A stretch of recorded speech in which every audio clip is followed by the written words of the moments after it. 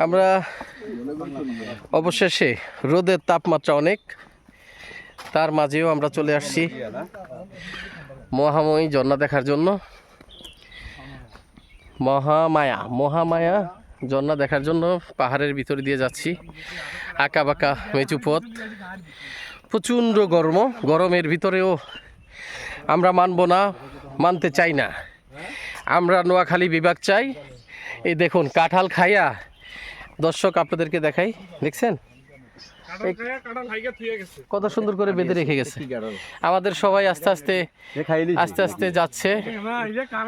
আমাদের শিল্পপতি ভাই মহিবুল্লাহ মহিব ভাই, নোয়াখালীর গর্ব, সকলই গর্ব।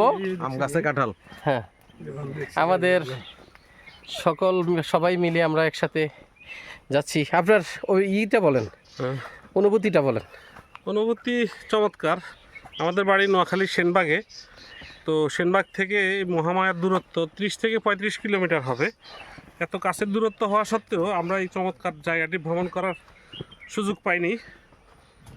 তো আজকে আল্লাহর রহমতে ঈদের বন্ধে আমরা বন্ধুদেরকে নিয়ে বের হয়েছি এই জায়গাটি ডিসকভার করার জন্য। আপনাদের দোয়া চাই আমরা যাতে সহি সালামতে যে গন্তব্য থেকে এসেছি সেখানে আবার পৌঁছাতে পারি। আশা করি আপনারাও আপনাদের সুবিধাজনক সময়ে এই সুন্দর জায়গাটি ভ্রমণ করবেন এবং প্রকৃতির যে নেয়ামত সেটি উপভোগ করবেন। এই প্রসঙ্গে আমি একটু বলতে চাই যে নিশ্চয়ই আপনারা যারা মুসলিম আছেন, কোরআনের একটি আয়াত আছে সূরা আর রহমানের, তোমরা কোন নেয়ামতকে অস্বীকার করবে। তো আল্লাহর সেই লক্ষ কোটি হাজারো কোটি যে নেয়ামত, তার মধ্যে এটি একটি ছোট্ট নেয়ামত। কারণ আল্লাহ যে অসংখ্য নেয়ামতগুলো রেখেছে কোনোটির সাথে প্রত্যেকটি বৈচিত্র্যময়।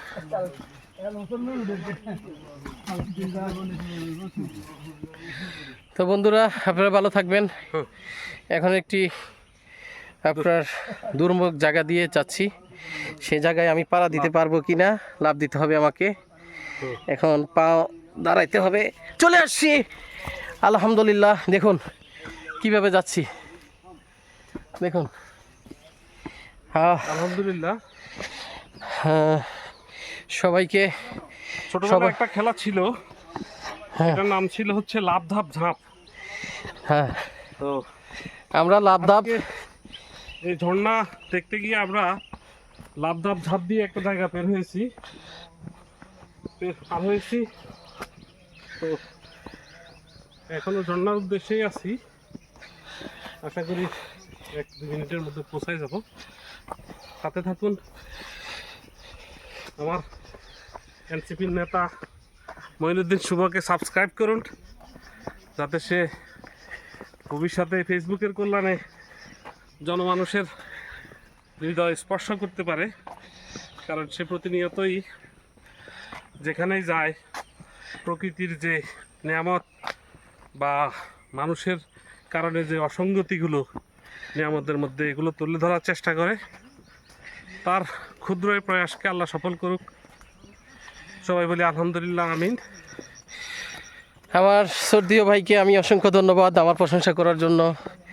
অন্তরস্থল থেকে তাকে অভিনন্দন ও সাধুবাদ জানাই। বন্ধুরা, আপনারা দেখতে পাচ্ছেন আমরা ঝর্ণার কাছাকাছি এসে পড়েছি। আল্লাহ পাকের নিদর্শন এত সুন্দর। তো আল্লাহ পাক রাব্বুল আলামিন আমাদেরকে এখানে আসার তৌফিক দান করেছেন আজকে পবিত্র জুম্মার দিন।